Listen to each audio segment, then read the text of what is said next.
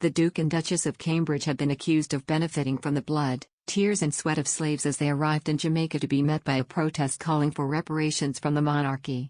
Kate and William will celebrate the culture and history during their time on the Caribbean island, where there have been calls from politicians in recent years for Jamaica to drop the Queen as head of state and for a formal acknowledgement of slavery. Protesters gathered outside the British High Commission in the country's capital Kingston, with one placard held by a girl reading, "Kings, queens and princes belong in fairy tales, not in Jamaica." Oprah Adisa, a Jamaican human rights advocate who helped organize the protest, called for an apology. She said, "Kate and William are beneficiaries, so they are, in fact, complicit because they are positioned to benefit specifically from our ancestors, and we're not benefiting from our ancestors. The luxury and the lifestyle that they have had and that they continue to have, traipsing all over the world for free with no expense, that is a result of my great-great-grandmother and grandfather, their blood and tears and sweat." Speaking on GB News, Mr. Wootton said that the issues have been intensified by Meghan and her controversial interview with Oprah Winfrey last year. During the interview, Meghan made allegations of racism within the royal family but did not name those who she alleged had made such remarks. Speaking about the protests, Mr. Wootton said, "Was all this difficulty intensified by the antics of Meghan Markle when she made unsubstantiated and anonymous allegations of racism within the royal family during her outlandish interview with Oprah, prompting the infamous response from Buckingham Palace that recollections may vary? Meghan wasn't forced out of the palace, she ran out in a hurry because she wanted to make the big bucks in Hollywood and become even more famous. She used the royal family. Look at the trouble that Meghan has caused for the royal family." As the country marks its 60th anniversary, a coalition of Jamaican politicians, business leaders, doctors and musicians have called in an open letter for the British monarchy to pay slavery reparations. "We note with great concern your visit to our country Jamaica, during a period when we are still in the throes of a global pandemic and bracing for the full impact of another global crisis associated with the Russian-Ukraine war," the letter states, according to a section quoted by the Independent's race correspondent Nadine White.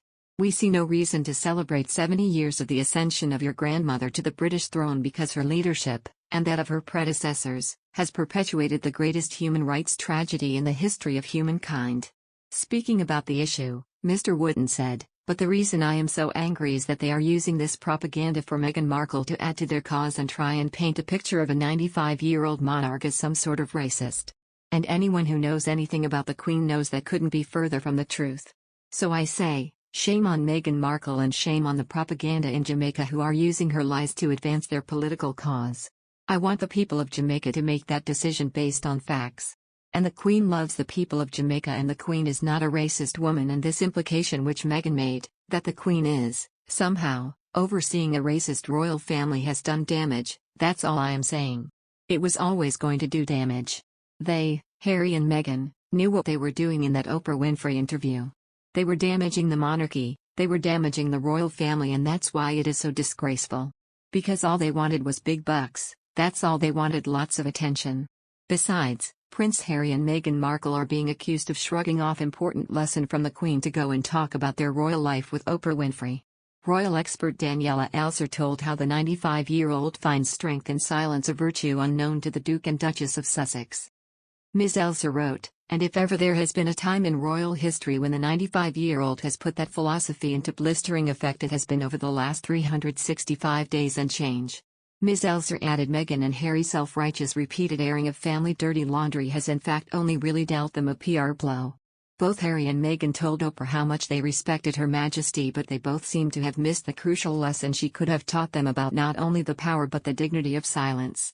During her interview with Oprah Winfrey in 2021, Meghan confessed the institution of mistreating her over racism. Meghan revealed that she experienced severe remarks of unborn son Archie's skin while she was still in the UK.